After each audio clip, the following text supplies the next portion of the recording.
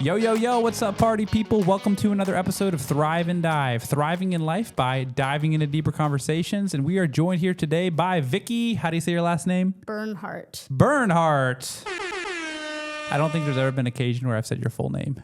That's okay. Just call you Vicki. Yeah, Bernhardt. Okay. Is there a country of origin to that last name? Or is German, that I think. German? Oh, yeah. Ashland's last name was German, too. Do you know what it means? No, Okay. I don't. Bernhardt. You have a Yep. heart that burns. Something like that. Yeah, there you go. And how are you doing today, Vicki? I'm doing well. How are you guys? Oh, we're doing great. Pumped to have you on the pod.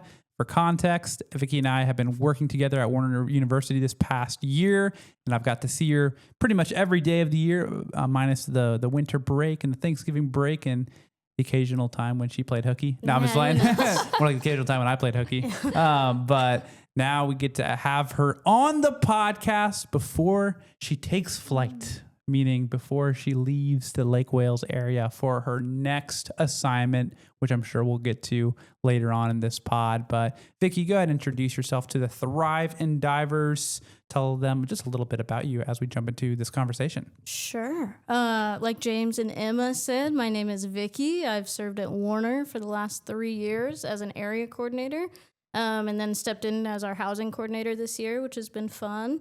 And yeah, originally from Maine, moved to Florida during college and have been around ever since. So let's go. And you went to, I know the college. It's in Orlando, right? Yeah. Yeah, it's Johnson University. Yep. Yeah. Yep. Shout out to Johnson University. Let's go. We played them in soccer back when I was a student at Warner University. I remember they played Warner. How all the far away time. is it from UCF? Probably like 40 minutes. Okay, so still a good commute. Okay, because Emma went to UCF. Yeah. You guys were in Orlando together. Yeah. Most likely. Probably at the same time. Yep. Crazy. What if you crossed paths and you never knew? You never know. Wow, that'd be crazy. Yeah. Johnson University. What did you study at Johnson again? Psychology and Bible and theology. Whoa, was so- that double major? Yeah. Whoa, we're talking to the big leagues over here. No, I just like to read books. And Like to that's read how books. I got love there. that. What's been one of your favorite books that you've read this year? Or within year? the couple of past years, whatever. What's been a standout book? Yeah. Garden City by John Mark Comer. I don't know if you guys have ever read that book. I have not. I've read Okay. Practicing the Way. I think you have too, maybe, by John Mark Comer. Great book. But John Mark Comer, he seems to be what's the word? He's hot right now, Yeah, right? he's the hot in guy the Christian community. For sure. Yeah, because I've never heard of him before 2 years ago, maybe. Okay.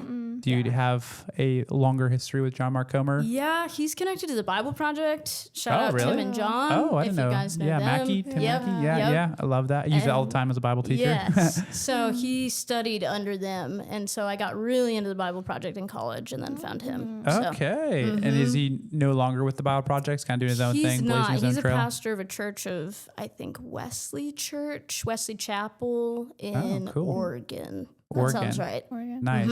And what's the name of that book again? You said your favorite? Garden City. What's it about? Why do you like it? The theology of work. And he talks about how we were made in the garden to take the gospel into the city. And so, very, very cool. A theology of work. That's kind of like that song by Josiah Queen, Garden in Manhattan. Yes. Oh, very whoa. similar. Man, a lot of garden stuff. Yes.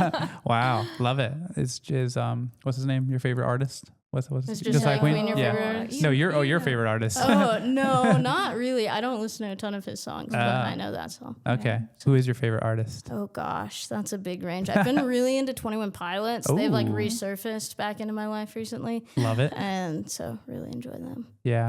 21 Pilots was on my top 5 on my Spotify Wrapped like Same. 3 years ago. No, that's past year. Okay. they've been off the top 5 for a little bit, but they were at one point top 5 in my life. So They just came out with a new album last year and it's awesome. So there you go.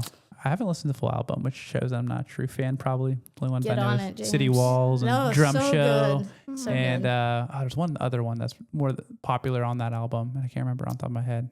I don't know. Oh, it's really good, and I can't remember the name. Drum Show's the big one. Drum that- Show's the big one, and got City really Walls. And there's popular. another one, but I can't remember. But anywho, awesome. So Maine, were you born in Maine, lived in Maine all your life before moving for college? Yeah, so kind of moved around quite a bit. My dad worked as a software engineer for a long time, and so we moved from Rhode Island to Connecticut to Florida to Maine.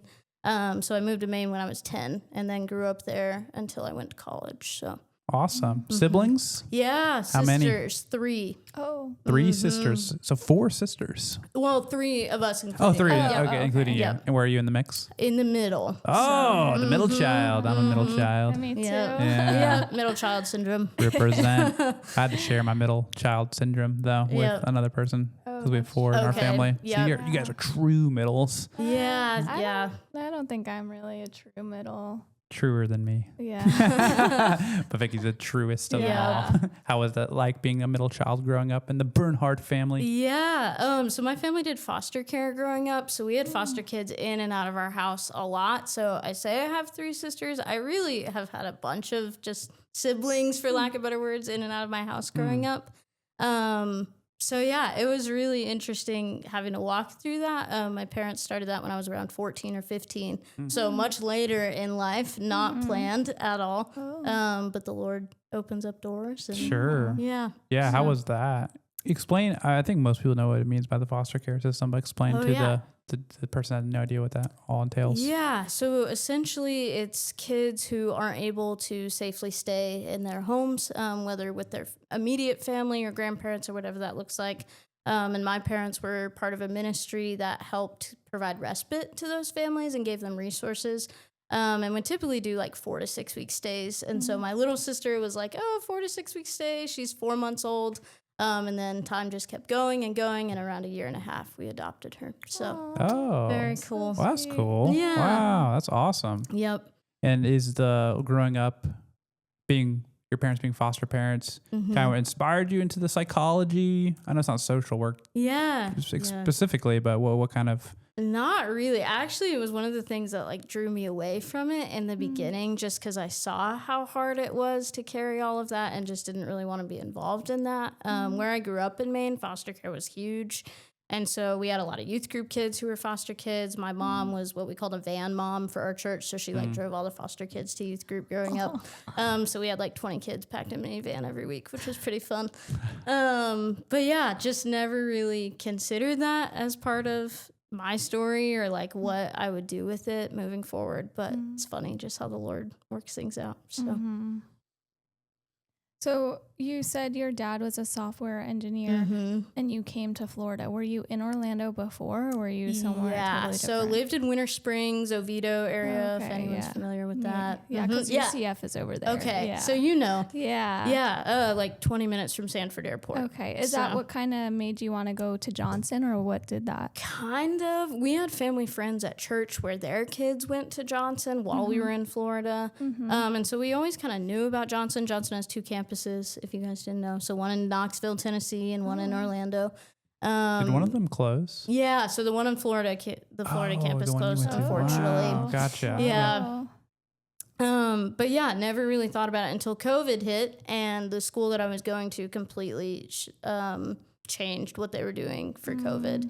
Maine was pretty strict on what school looked like, and so we weren't able to go to classes, and everything was online. And so I really just wanted to finish up school, and Johnson was open, and my mom said, "Well, try it for a year," and lo and behold, I loved it, and so yeah, I don't regret it at all. But So did you do 4 years at Johnson? I or- didn't. I did 2.5 years there, and then I went to the Joshua Wilderness Institute in California. If you guys are familiar with That sounds intense. The Joshua Yeah. Wilderness Institute. It was.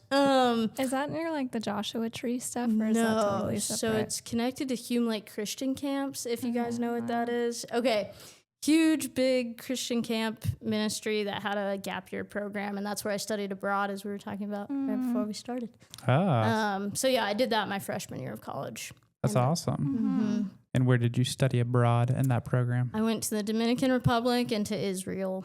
Ooh. So, Talk to us about that, specifically Israel. yeah. What was it like? How long were you there for? I was there for a 2.5 week intensive. So it was like the Bible chronologically for 2.5 weeks and hiking 12 miles a day, went all over the country. It was incredible. Super intense and super crazy, but it was What awesome. was the most meaningful destination in your time at Israel doing that study? I got baptized in the Sea of Galilee while we were there. Very unplanned, but just the Lord, again, opened up doors. I'd been baptized in the church as a teenager, but didn't really understand what it was until I got to college and went through the Joshua program. And so decided to get baptized in Galilee, and that's Where always Jesus was special. baptized, right? Was Jesus baptized in Galilee? In the Jordan. Jordan. Jordan, is that in Galilee? No, I don't it's know south, Yeah. but it's Geography. very pretty too. I know a little bit about the Bible, but nothing pertaining to geography. No, that's okay. So that's cool. In Yeah. the Sea of Galilee, is that the one where you walked on water? Mhm. Okay, so you did something on the Sea of Yeah, Galilee. he hung out there a little bit, you know. Yeah, I mean, I think walking on water is cooler than. Well, maybe not. Equally as cool. Baptism is probably cooler than walking on water. But walking on water is like sick. Yeah, no, for Nobody doing real. that. For real. That's awesome. So you were baptized in the very waters that Jesus walked on. Yeah. Whoa. Cool fun fact. Yeah, that's cool. Pull that out at parties every once in a while. Yeah, for real. I was baptized in the Sea of Galilee. Where were you? A river in my pastor's backyard, you know? A bathtub. Yeah, that's cool. So with that being said, I want to hear more about your faith journey growing up in the Bernhardt family and up to this point, how has your faith developed and progressed? Yeah, I grew up around the church, but never really in the church, was in and out because we were moving so much. So we didn't have like a consistent church home growing up. My dad grew up in the Catholic Church. My mom wasn't a believer. And then they both came to know the Lord when I was about 5 or 6. So really, really new to their faith, and cool to watch them grow in their faith as I grew in my faith too. And then moved to Maine when I was 10, like I said, and my parents were like, well, we don't really want her in public school, so we'll send her to Christian school. And it was just kind of like, we have the opportunity to. The Christian school was right across the street from my house, out of all things. And Bangor, where I grew up, is a very tight-knit community. And so it was just kind of, hey, we have friends that go to church here, and we have friends that send their kids here. Why not send our daughter here too? And it was really there that I got discipled and poured into. I went there from 7th grade all the way up until I graduated high school. Just got really plugged in. When I was 15, went to summer camp and truly realized that I had a lot of head knowledge, but not a lot of heart knowledge, as cliche as that is to say. Yeah. Real talk. A lot of people struggle with that. Yeah. Knew all the Bible verses, knew who Jesus was, and could explain all those things to you, but didn't really personalize him for myself. Until I went to this summer camp, and we had a speaker that week really just talk about, like, are you going to go home and just make this an emotional experience for the week, or are you going to go home and make this something that's a cornerstone of your life?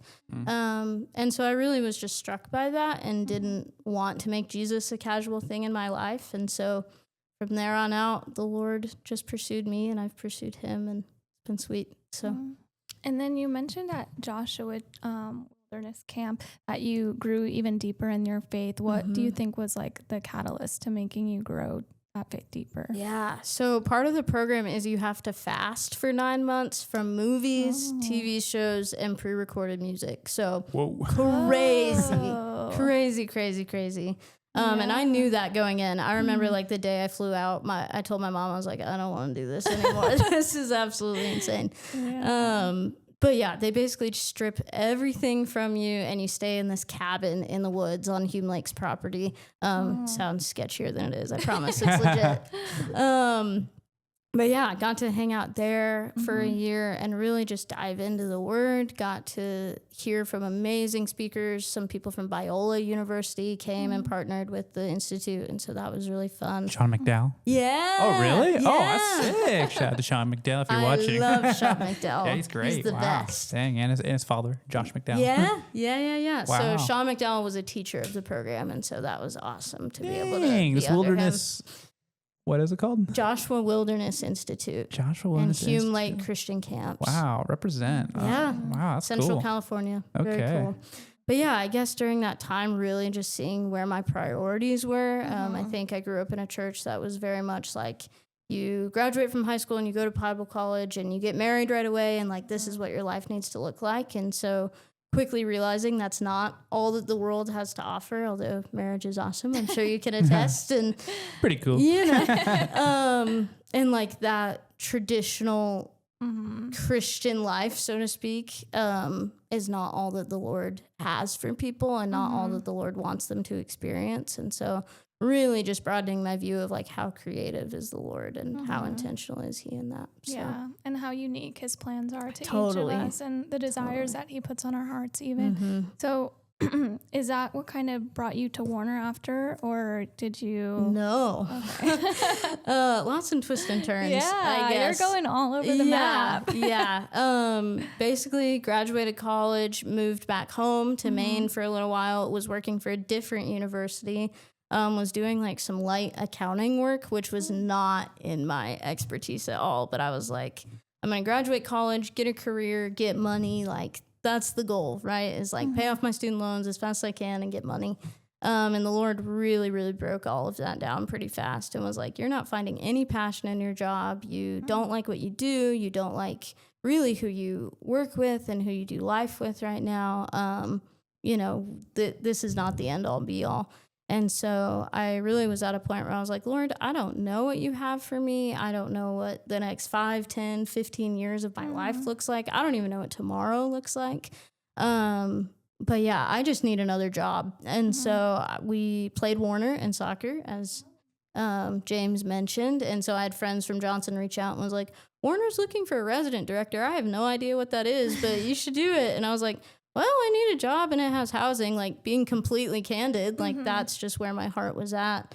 And so, yeah, applied, interviewed, went through that whole process and was like, well, I'll try it out for a year and look where we ended up. So yeah, now you're 3 years in. Yeah, 3 years in. Yeah. So That's awesome.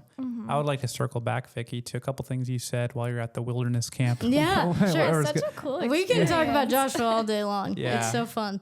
First thing I want to circle back to is your 9-month experience, basically away from all technology, pretty much. Yeah. How did that deepen your relationship with God? And then how did that affect your rhythms with technology moving forward? Because obviously you can't fast from technology for the rest of your life as much as we would want to. Not that I want to, but it'd be good. Like, it's just all around. It's unavoidable. Yeah, totally. Talk about that a little bit.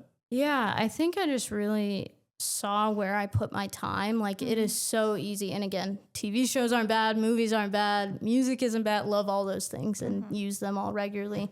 But really saw what I do to cope with things. And so it's easy. Like, I'm sad, I'm going to go sit in front of the TV for 5 hours and brain rot in front of TikTok for 5 hours or like whatever that looks like, you know? And so my time up there was really just like, what do I run to when things get uncomfortable? Or what do I do when I don't have anything to do, when I can't flip on a show or, again, scroll through TikTok or listen to an album or whatever that looks like.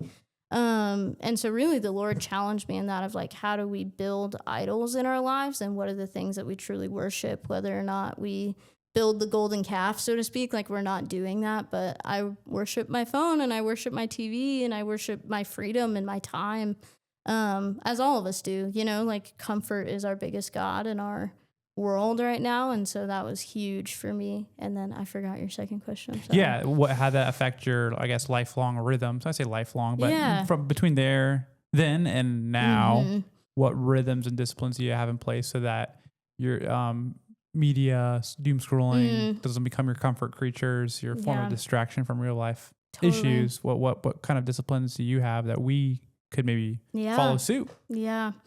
I think just really knowing like what your trigger points are and like, okay, if I'm sad, what can I do despite wanting to just sit on my phone and doom scroll? Like sometimes that can be healthy, but after 20 minutes, it's usually not.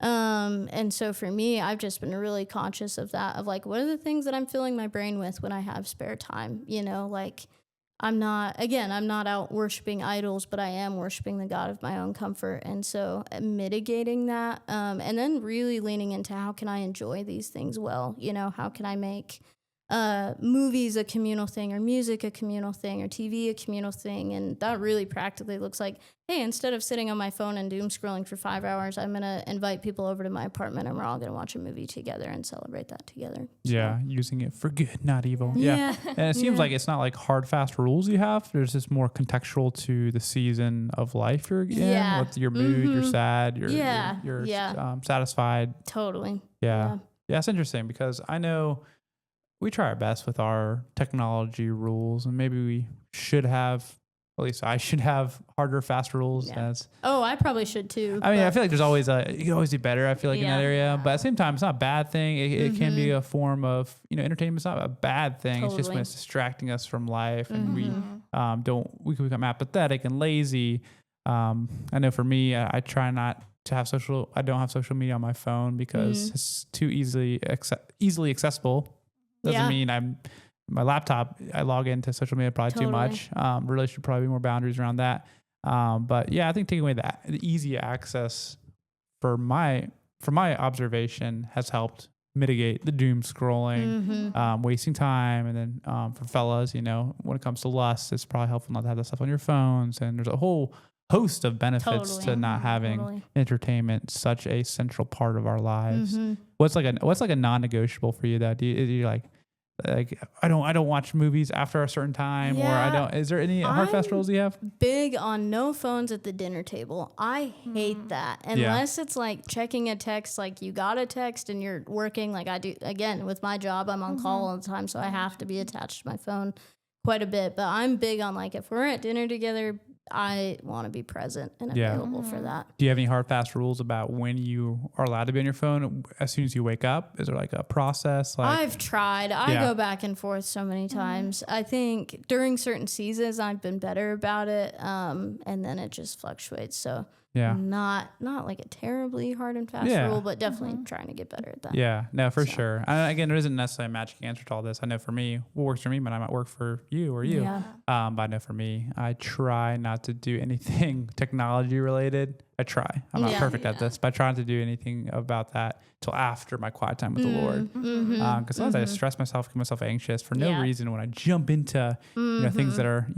firing off neurons in my brain way too early in the morning. I'm not even fully awake yet. Let me spend my time with the Lord. Let me go on my prayer walk, and then we can address any other thing. And typically, anything that could stress me out after having my quiet time, my brain's awake, I'm in the Spirit. It's not as bad or as anxiety driven as it was preceding my quiet time. So I think that's a good hard fast rule. If you're one who does your quiet time in the morning, I know a lot of people do at night. I don't like doing quiet times at night, mainly because I'm too tired at night. But yeah, if you're a morning quiet timer, do that before your technology. Yeah, I feel like in this role, I've had to be really specific about that of just like, I'm not going to, one big thing is I don't answer emails on my phone. That's good. I like that. I don't either. Yeah. So that's like a big hard and fast rule of like, you can text me if it's an emergency. You can call me, obviously, on call. That's what it operates around. But yeah, emails are big, hard and fast. Like it hits 4:00. I'm not checking it till tomorrow. I don't even have the morning. notifications turned on. Yeah, my me phone. neither. I want to be in the driver's seat and check the emails. On my emails checking me. Yeah, totally. That's just me. Totally. Yeah. Hopefully, my boss Kevin I know, never emails me anything important. Text me if you need me right away. Text me or call me. Do Student not life email team, me. you can call me at any time. I'll answer, I promise. Yeah. Any final thoughts on technology, Emma, for you? Any boundaries, things that you use? Yeah, I mean, my job isn't as tied to being on my phone because I can't really do work when I'm not at work. So I think that sets the boundary in and of itself. You are blessed. Yeah. I do have an app on my phone, and some of the nurses will try and call, but you can like set it to off. Praise when you're God. off work. That's so, wonderful.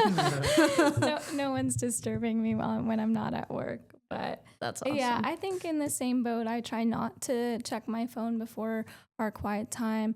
Again, I'm not perfect at that either. Yeah. And yeah, I mean, I think it's just like a convictions based thing. You have to take it with each season that you're in and figure out like, is this like beneficial to me at this point or not? Yeah. And I feel like a lot of the times it's not beneficial. No, definitely not. Yeah, but it's hard because the world is so connected to the phone, so it's hard. And we live around that. I mean, we have a computer in our pockets 24/7. I can find anything within 0.5 seconds of a Google search, Yeah, it's so accessible. I read an interesting book. I don't know which book it was, but it was talking about like the TV being a worship thing or like people having different idols in their house and there being a worship center around it, and that the TV is like the center and there's a whole couch around like like literally set up to worship the TV, which I was like, oh, that's kind of scary. That's kind of scary. I think you're talking about the book God's at War by Kyle Idleman. Oh, such a convicting book. It has a whole chapter on entertainment technology and stuff, and like how all the chairs center around the TV. I'm like, no. It's like, oh no, how about we got to rearrange our furniture right now? That's funny. Yeah. Well, thanks for sharing about that. And then the second thing I wanted to circle back to about your time at that in California is jumping into, you made a great comment about, when it comes to the traditional Christian family and the route to one's life, you got to be, you got to cross these milestones at a certain time, and one being the marriage or the dating. Yeah. And then people have the kids one, that's the next milestone, this or that. And, obviously God designed the family to be the building block of a society. Marriages are the building blocks of society. Pro-marriage here. Pro-marriage, 100%. But in God's timing, I think the good thing that God gifts us and actually kind of instructs us, not saying you have to get married. Celibacy is a real thing. Those listening, I feel like they're not called to marriage. It's you're not in sin if you don't get married. But I like how it's, I think of my time at my Bible college, similar to your experience, except for the fasting technology part. Crazy, which probably would have been good, but it was a gap year program. Yep. And it's called the Word of Life Bible Institute. Shout out to in New you guys. York. New York and Florida. Yep. Okay. Yep. Yeah. Cool. Okay. So it's pretty close to probably Maine.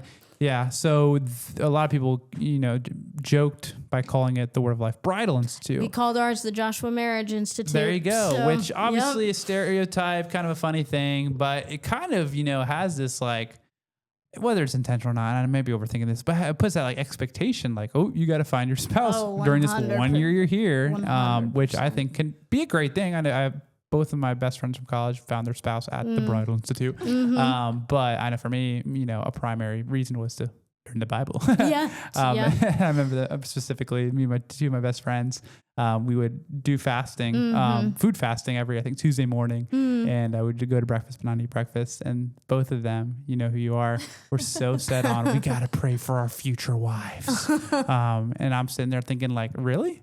We're learning about all the persecution in the Middle East, or we're looking at, is that really the most important thing to be praying about? Both of them get married 2 years later. It takes me another 7 years. But I you think, got 6 sweet years. Emma, I so did. it So actually, joke's on you guys. If I prayed that Hope prayer, their would have found marriages Emma. are great. Yeah. They are. They are both solid marriages. Both sets of godly couples. That's awesome. But though you have those funny, Bridal Institute and whatever your institution had. The Marriage Institute. The Marriage Institute is that it's okay, if you're not, on pace, quotation on pace. Yeah. Because I know for me, I enjoyed my season of singleness, but at the same time, there were moments where I'm like, oh my goodness, where is my next checkpoint in life? Totally. And I guess what advice would you give, if you don't mind me asking this, to those whose trajectory right now aren't following the typical, find your spouse at the Bridal Institute and, start a family, yada, yada. What would you say to those people? Yeah, I think, oh my goodness, I could go on for a long time about this. Yeah, so go for it. Cut me off whenever. Go for it. Here. But yeah, I just think one, the Lord is so intentional and so creative and creates us with specific attraction and specific desires and wants. And not to say that my time in Joshua, I spent a lot of time being all right, Lord, when is it my turn? What does this look like? And a lot of time through college, went to a small Christian college, everybody and their mother's getting married by the time they're 22, so that was pretty normal, at least culturally around me. And so spent a lot of time just Lord, what does this look like in my life? And I guess my best advice would just be the Lord is so intentional and so creative and hasn't forgotten you in that path and hasn't forgotten your desires. I think oftentimes we're single people get slept on, or, single people aren't loved by the Lord in the same way. And I don't buy that at all. I think the God of the universe is so creative and so intentional. Why wouldn't he love everybody the same, And then the second part is you are already whole. Your identity is already in Christ. If you are a believer, your identity is set, and marriage is just kind of a cool add-on to your life. Yeah. Sure. Standard identity. Yeah. But your identity or your life doesn't start when you become a wife or a husband or a fiance or whatever that looks like for you. In fact, I think it's detrimental if you are not complete in Christ Yeah. before going into Totally. marriage. 'Cause Uh-huh. that codependency, Uh-huh. you know, Emma's not built to be my identity. Yeah. I'm not built to be her Yeah. identity. We're Yeah. weak identity structures. Totally. Only God Totally. can fill that spot. Yeah. And so really digging into like your identity is in the Lord and like that is it. And everything else flows out of that: job, work, life, relationships. Like, you know, I don't do the job that I do if it weren't for the Lord. I'm not in the friendships that I'm in. I won't, you know, be a wife one day, someday, whatever that looks like, if it isn't for the Lord. So, yeah. Thanks for sharing. That's Yeah. great. Mhm. Any comments to that? I don't have any further commentary. I think Yeah. he said it. I'm switching gears. That's why. I just No, wanted- that's No, we okay. can Yeah. switch. Yeah. So, Vicki, from the 1 year I worked with you, I've heard from the other ACs and from you that you guys like having some deeper theological conversations, Yeah, right? we do. Your bachelor's in psychology and Bible, right? Mhm. So what's been some of your favorite conversations this past year concerning theology that you'd want to bring to this podcast for us to kind of chat about? Oh man, so many. We got to narrow it down to one. Yeah, I mean, first of all, love our student life team, love our area coordinators. They are all. I'll brag about them for a second Hey, before I there you answer your go. question. They are all so smart and so just passionate about the gospel. And so I think my favorite thing to talk about with them is how do we integrate faith into life every single day. And, you know, that bleeds into our entertainment and our relationships with students. And we often separate sacred and secular. yeah. And so I think Warner is such a good place where we can bring those together. I mean, everywhere should be, but Warner being a primarily secular campus in a lot of ways, especially as area coordinators. I mean, we go to bed at night and our neighbors are our students. So we get to really, really hear about their lives, see their lives, be invested in their lives. Sometimes at the expense of them in a lot of ways. Like sometimes they want to hide a lot of their lives from us and they just don't get to. And so we get the privilege and honor to have a front row seat to that. That's awesome. Integrating faith into every aspect of life. I think of Colossians Yeah. 3:17. Yeah. Whether you eat or drink, do it for the glory of God. Whatever you do. We just walked through that at Warner recently. Oh yeah, and then For the book of Colossians. Deeper. Yeah, shout out to Deeper, the Bible study. Yep. Vicki and Chris going through the book of Colossians with our students. So fun. Great book to read. If you Yeah. haven't read it, go read it. Yes. But yeah, there is no such thing as secular and sacred in God's eyes. Everything is sacred. Yeah. So everything is worship. And I think actually, again, back to that book, God's Yeah. at War. It's talking about how God's doesn't want to be first on our list of priorities. He is the list, and everything on that priority list goes through God. And it's our form of worship, right? We worship God in our shopping. We worship God in our studies. That's why it's so important that we be excellent in everything or pursue excellence in everything. Doesn't mean we have to be the smartest person or the most athletic person. I'm just saying, whether it's our academics, whether it's our worship at chapel or church or whatever it may be, Totally. all of it is worship. All of it is sacred. So it's not like we 100%. take off our holy hat or our worship hat when we're doing things like sports or quote unquote secular tasks, even what we watch and listen to, Totally. right? It can be a form of worship. So Yeah. it's good. Yeah. Wow. Any other theological things before we kind of ask my last question? Yeah. We've actually talked a lot about dating and marriage this Dating year and with marriage. college. So we'll circle back to dating and marriage. There you go. Love it. Yeah, we've talked a lot about that with our students and just what it looks like to date well, and what it looks like to pursue well and what it looks like to be pursued well. I have a lot of conversations with my girls in my residence hall of like what it looks like to be pursued well. Yeah. What's the elevator pitch to someone listening to be what does it look like to be pursued well? How can they know they're being pursued well? Yeah, I think one, knowing your identity first, like we've already talked about it. Like if you know that you are the Lord's, like you know you are to be respected and cherished as the Lord's, and any man that comes along should also be the Lord's. And so first establishing that, like if you guys are both believers, there's a mutual respect and care for each other in that way. And that dials into how you treat her, how you communicate with her, how intentional you are, which again, you guys should speak to this probably more than I can. But just thinking about like what are the qualities I want in a boyfriend, fiance, husband. I talk about that a lot with the girls that come in and out of my office. So. That's good, Vicki. You're doing the Lord's work there because, this is such a pivotal stage. Though, again, there isn't this expectation. You got to find your spouse by the time you're out of college. Totally. I mean, a lot of people do. We know that.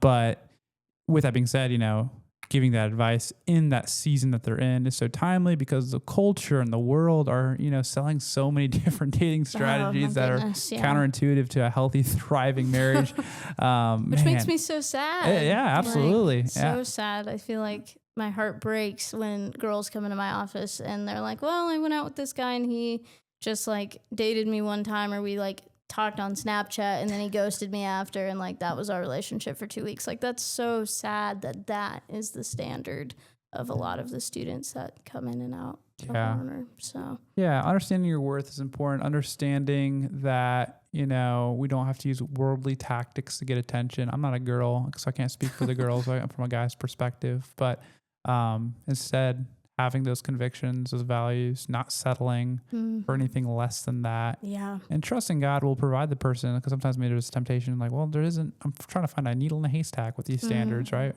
Yeah. And God's going to provide that needle. Just wait on his timing. And it's easier said than done if you're in the thick of it. But this is someone we believe the Bible talks about covenantal marriage, right? One person for life, in a monogamous relationship, heterosexual monogamous relationship. So it's a big decision. You don't need to be scared about it, but just having those standards, knowing what it looks like to be pursued well, like you're saying, know what you're looking for instead of just aimlessly pursuing relationships just for the heck of it, Totally. Yeah. So. I think of Jim Elliott, if you guys are familiar with him, missionary in Ecuador. Yes, in Ecuador. Yep.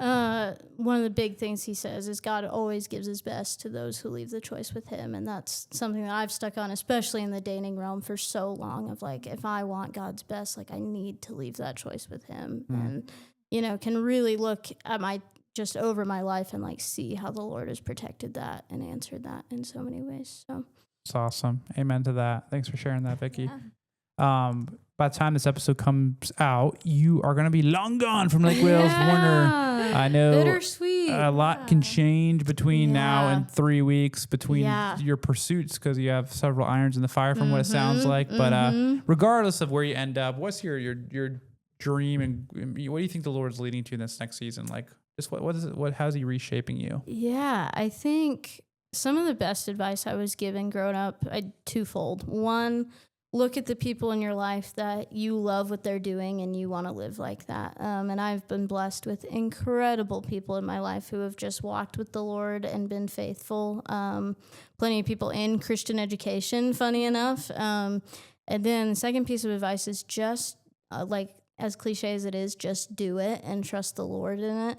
I think a lot of my life, I haven't really known what direction or what next step, as we talked about earlier. Like, I don't know what the next 2, 5, 10 years of my life looks like, but I do know who the Lord is and I know what he's gifted me to do.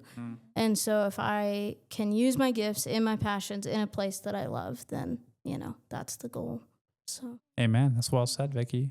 Well, thank you for being on the pod. Yeah, thanks for having me, guys. Any final words as we close? I don't think so. All right. Thanks so much, Vicki. I know it's a busy time for you as you head off to this new season. We're praying for you. Thanks. Reach out if you're ever in the area and want to hop back up on the pod. You're welcome anytime. Thanks, guys. Awesome. And big thank you to you guys for listening and watching this episode on Thrive and Dive with Vicki. If you enjoyed this episode and you're listening on YouTube, do us a favor and hit that like button. If you enjoy the content here, be sure to subscribe on YouTube. If you're listening over on Spotify and you haven't yet, if you can follow us and give us a 5-star rating if you enjoy the content. But until then, this is Thrive and Dive, thriving in life by diving into deeper conversations. We'll see you at the next episode.